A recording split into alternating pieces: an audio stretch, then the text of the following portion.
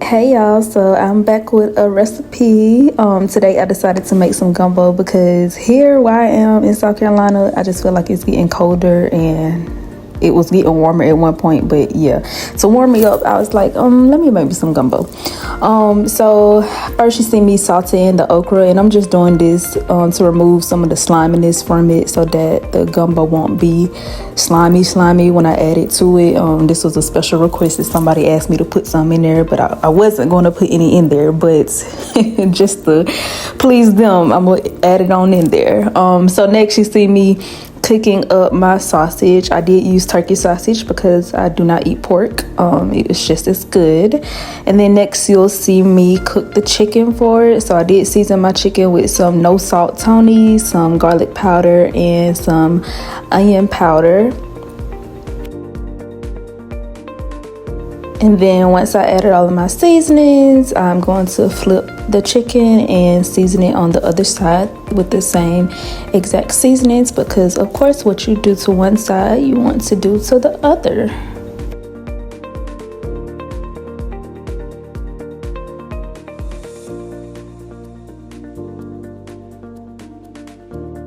Then I covered my chicken, and then what I do next? Okay, so this is my chicken after it has cooked. So to another pot I added 1 cup of flour and 1 cup of vegetable oil. And y'all, when I tell y'all, making this roux took so long. Like, it took me, no cap, like 45-50 minutes just to make this roux, and I was standing there stirring, trying to get the color that I want. Of course I didn't want it to burn, so that's what took me so long, because as you can see, it started off as this light brown, so this caramel color, but the color that I was aiming for was like a chocolate brown, like a deep brown. So you see at this point I done switched to a spoon because I just felt like I was moving faster with this spoon, because I felt like the whisk wasn't doing the job, or it wasn't getting the job done as fast as I wanted it to. But you can see after about 20 minutes it started to darken up and look like milk chocolate. But I did want it just a tad bit darker, so I did keep cooking the roux for a bit longer and continuously stir it so that it wouldn't burn. And then I added my bell pepper, my onion, and my celery. And again I stir. At this point the roux should stop cooking as much because I've added in my vegetables.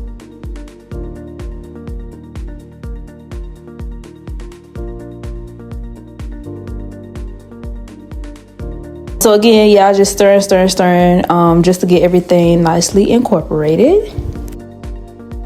And then I added in 6 cups of low sodium chicken broth, and y'all, it's gonna look a little bit weird, but I promise it's gonna come together.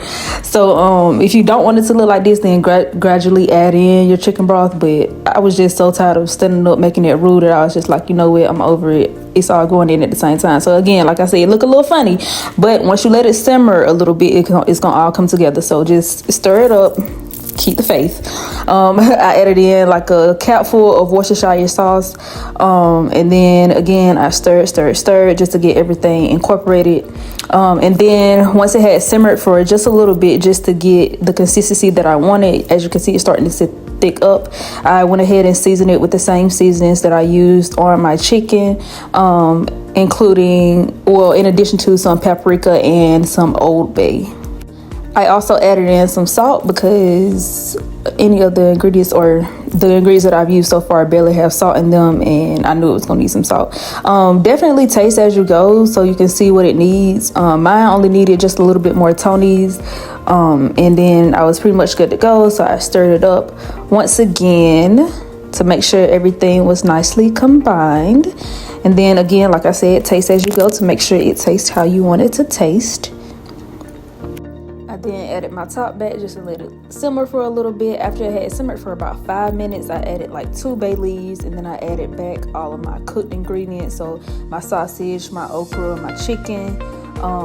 Y'all gonna see me like, well, you might not see me because I might have edited it out, but I did take the chicken back out to shred it because it just wasn't breaking down how I wanted it to. But yeah, after it had simmered for like 10-15 minutes, I did add in my shrimp towards the end once everything was almost done, and this is how it turned out.